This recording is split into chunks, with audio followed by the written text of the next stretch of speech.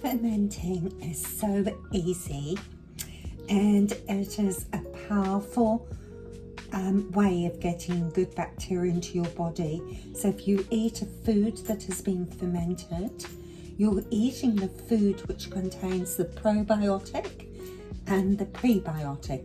A prebiotic is something that the probiotics feed on. So for these beautiful nasturtiums, you can use any part of the plant, as it's all edible. You could pickle these little seed heads. However, I just like to pickle the actual pods. I don't have this one on. Oh yes, there's one on here, look. So that is where the flower has fallen off. And I tend to collect mine up over about 3 days and then just store them in a bag in the fridge until I'm ready to make a batch.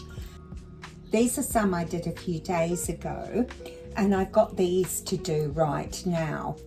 So any size jar, depending on how many nasturtiums you've got. This has just got a metal lid. However, plastic lids are better because they don't rust, but this is still absolutely fine. A fermentation weight if you've got one. So, very easy. If you don't have a fermentation weight, you can just put a stone on the top that's been thoroughly cleansed, of course. Or you might have a little saucer that you can put on the top, or something just to keep those down so they're not floating. I'll put all the salt brine recipes in the end of this video. Now, use a good quality salt. I'm using Himalayan. I've just tried dissolving that in some boiling water.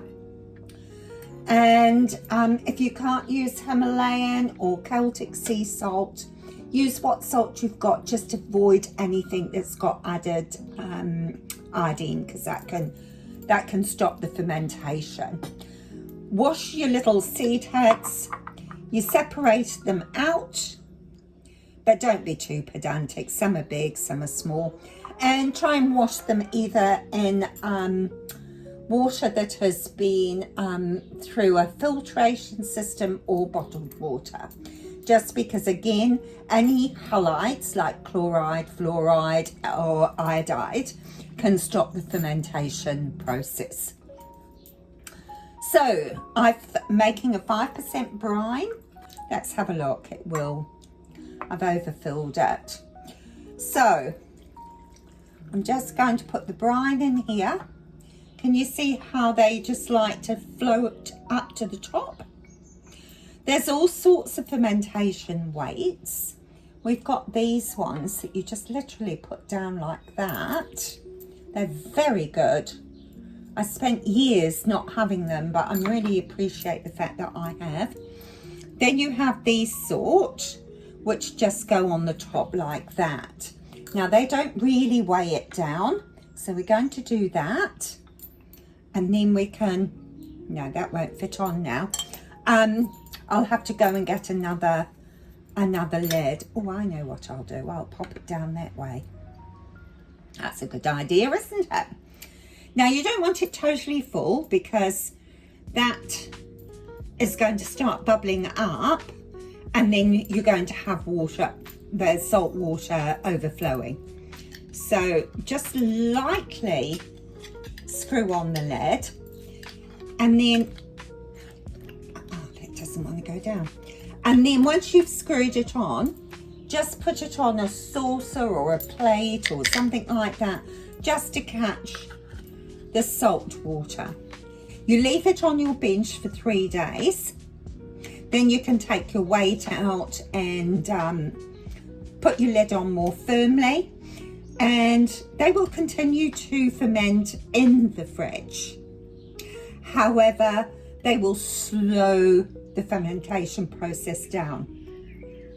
If you're one of those lucky people that have a cold store, then they're perfectly fine in the cold store, and kept cold, they'll be good to go for at least a year.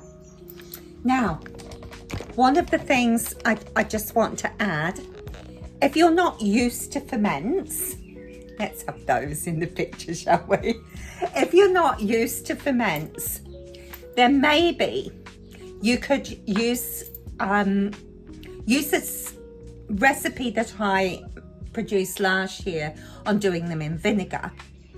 Or you could do the salt ferment, so the brine, and have a taste. And if it's not to your liking, you can actually put the vinegar in afterwards.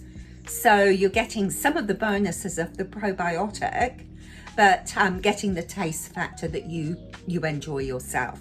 I know my daughter doesn't really like fermented food, so she tends to go more for the vinegar ones. Once you've fermented them, just pop them in your fridge or cold store, and you're best not even trying to taste them for a couple of weeks. They'll still be quite hard, and you want them to soften and be more like actual capers. So these are known as poor man's capers.